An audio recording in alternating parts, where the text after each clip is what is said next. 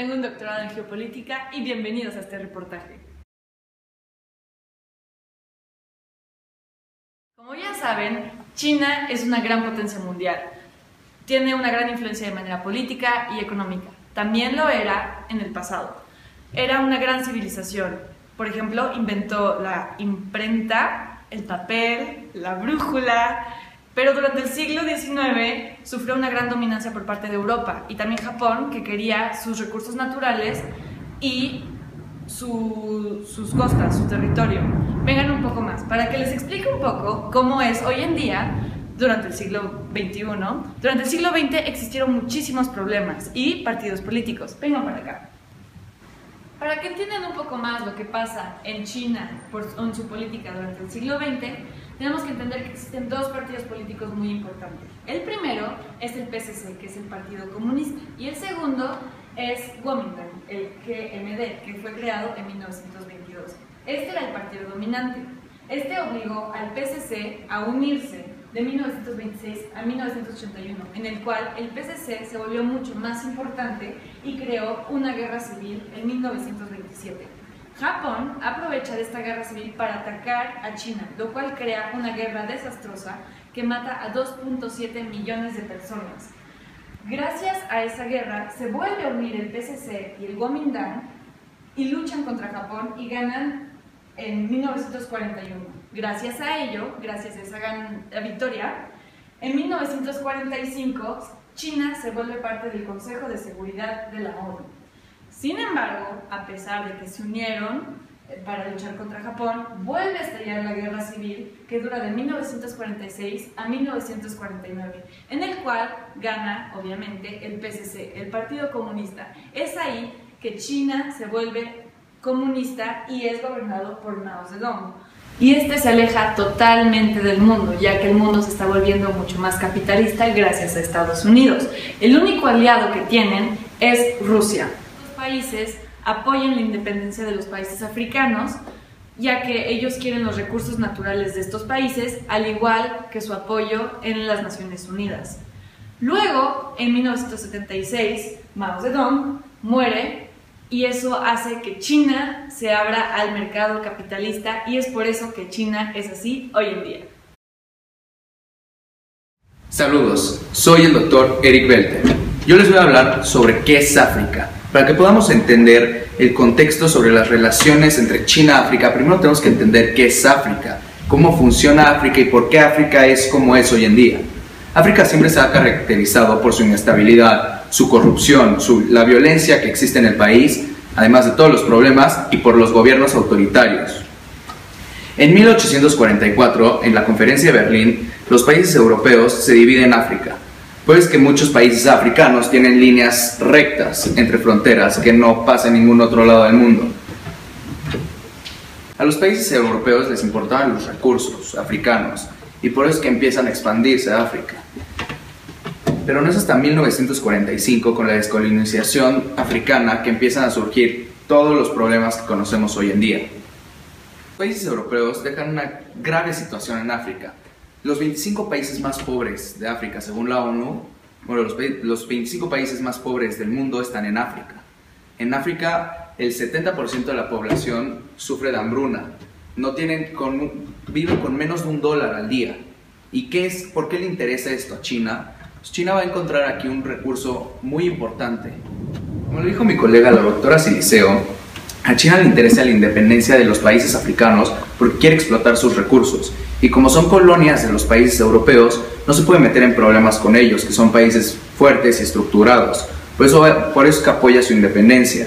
Además, también quiere introducir sus doctrinas políticas en los países africanos, que tienen un gobierno muy débil. Vamos a hablar con ella. Bienvenidos a esta plática y debate con el doctor Belten y la doctora Siliceo. Vamos aquí a hablar sobre la relación, unión, alianza que tiene China y África. Primero que todo, vamos a empezar. ¿Por qué China se volteó a ver a África? Bueno, yo creo que todo empieza con el tema de Taiwán. Que primero China no quiere que el mundo reconozca a Taiwán y a su gobierno, y quiere que reconozcan a China como un solo gobierno.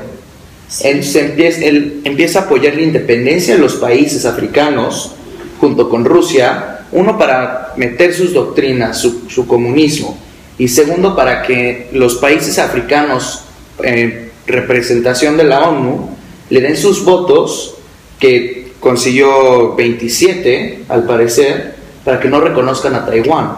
Es muy cierto, es muy cierto. Eso ha creado una gran unión hoy en día gracias a eso. Políticamente ayuda muchísimo a China. Otra también, ¿por qué China se voltea a África? Es por sus recursos naturales. Totalmente. Tienen muchísimo. Primero que todo, el más importante es el petróleo. También existe el oro, existen los diamantes, existe el gas, existe la madera. Sí, claro, China está metidísimo en Nigeria, en Algeria, comida, en Libia. Ajá. También, como sabemos, hoy en día China es un gran productor de textiles, entonces por eso también están importando muchísimo algodón de África, lo que también está impresionante. Otro también, ¿qué sería, doctor? Pues todos los minerales y los conductores eléctricos que sacan de China, que usan todas las compañías chinas en la producción de electrónicos, los sacan de África. Es cierto, muy bien. También los salarios, también como sabemos, aunque se diga que China es la mano de obra más barata en el mundo, África sigue siendo un productor de China. Claro, estoy totalmente de acuerdo. Hay reportes que prueban que empresas chinas les pagan menos de $1 al día a pobres trabajadores africanos. Sí, es cierto. Otro también beneficio sería el territorio. Como sabemos, China ha rentado, ha rentado territorios a África para poder explotar esos territorios, ya que hoy en día China ya no tiene los recursos para poder satisfacer la demanda de todo el mundo. Claro. Sí. ¿Cuáles diría que son los beneficios que tiene África con la introducción de tanta empresa china en su mismo territorio? Existen también varios beneficios por parte de los africanos, porque los han ayudado muchísimo. Gracias a eso, ahorita está creciendo de 6% desde 2004 anualmente. Eso también está bastante impresionante. La inversión china ha creado muchísimo desarrollo en las empresas, en las escuelas, en los hospitales. Sí, ha creado carreteras, puentes. Sí, claro. Ha creado también empleos. Sin embargo, crear empleos se le puede poner entre comillas. Estoy de acuerdo por lo que comentábamos hace rato, que crea empleos, pero realmente los trabajadores no están en condiciones de empleos que en México o en Estados Unidos o en otra parte del mundo se considerarían pues nobles o con derechos. Sí, es cierto. Pero más que eso, también eso, aunque China haya invertido mucho, haya querido desarrollar a África y haya desarrollado mucho su ideología como yo los quiero ayudar, también está trayendo muchísima mano de obra a África, está quitando empleos al final. Al final está diciendo como, miren, aquí tienen la empresa, pero voy a traer a mis trabajadores para que trabajen en esa empresa. Al final no están creando empleos. Y si crean empleos, es muy barato, eso también está impresionante. Y están fomentando la corrupción. Sí, claro, totalmente, sí, claro. Pero también África tiene muchísimos problemas. ¿Cómo cuáles?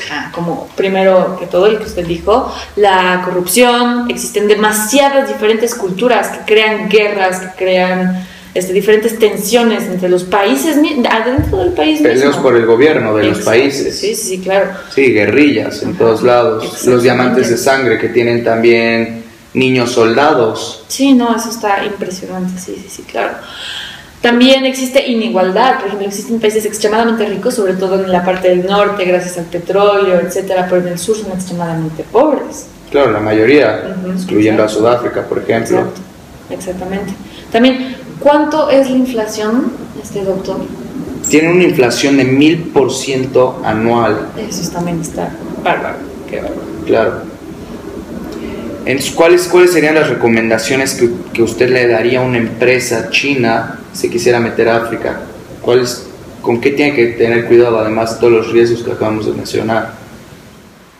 Viendo la pregunta que usted me hizo, Pienso, además de ver los problemas previos que tienen que tener mucho cuidado, como la corrupción, etcétera, tienen que obviamente analizar las diferentes culturas. No pueden llegar, no cualquier país es exactamente lo mismo. Hay que acordarse de que África es un continente, no un país. Entonces se tiene que analizar primero en qué país entrar, analizar la cultura, analizar cuáles son también sus problemas, si es corrupción, saber cómo analizar cuál es su población, cuál es lo que se puede desarrollar, en qué países sí y en qué países no.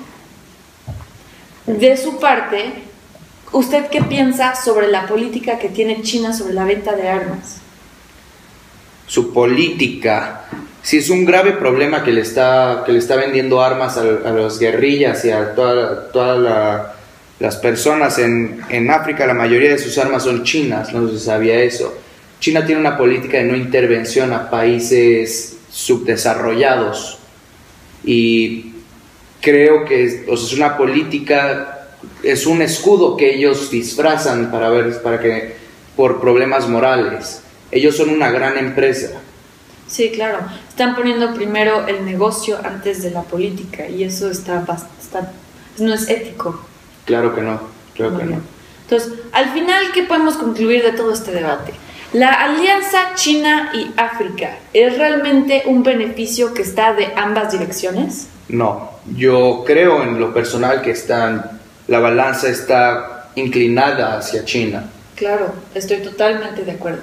¿Qué podemos hacer para solucionar esto? Podemos concluir que China es un valioso socio comercial, al igual que una fuerte fuente de inversión financiera en África. China está invirtiendo masivamente en infraestructura, lo que ayuda a desarrollar a África en muchos dominios y desarrollar su competitividad. Para China, África no es solo una fuente de recursos naturales que ayudan a expandir su economía, pero también lo ven como un futuro destino de inversión para la fabricación de mano de obra a nivel intensivo, ya que el salario en China está aumentando mucho más rápido que en África. Las siguientes recomendaciones son destinadas a mejorar las ganancias mutuas entre esta cooperación afro-china. Por una parte, los países africanos deberían mejorar la coordinación interna entre la ayuda y la inversión china, mejorar y desarrollar diferentes tecnologías para que puedan atraer más inversión extranjera y tener la infraestructura para poder recibirlos. Lograr una mejor diversificación de sus exportaciones, no solo depender de recursos naturales, para poder expandirse en diferentes mercados y aprovechar de su acceso comercial preferencial del mercado chino. Construir la capacidad de negociación, como por ejemplo, optimizar y especializar los servicios legales para asegurar completa comodidad de negociación con China y crear condiciones para exportar del mercado africano. Crear nuevas condiciones al gobierno chino para limitar la inmigración de China a África. Las condiciones deben ser que las empresas chinas puedan instalarse en África, pero con la condición de pagar mejor a los locales. Desarrollar programas de empleo en diferentes países con la ayuda de empresas chinas. Por otra parte, China debería priorizar los retos en desarrollo en África como los problemas de comida, inseguridad, adaptación a la tecnología e infraestructura. También deberían aumentar el salario de los empleados africanos en las empresas chinas, hacer que se les pague el salario mínimo. Podrían también integrar prácticas y capacitaciones a los empleados africanos en las empresas chinas para que puedan subir profesionalmente en la empresa.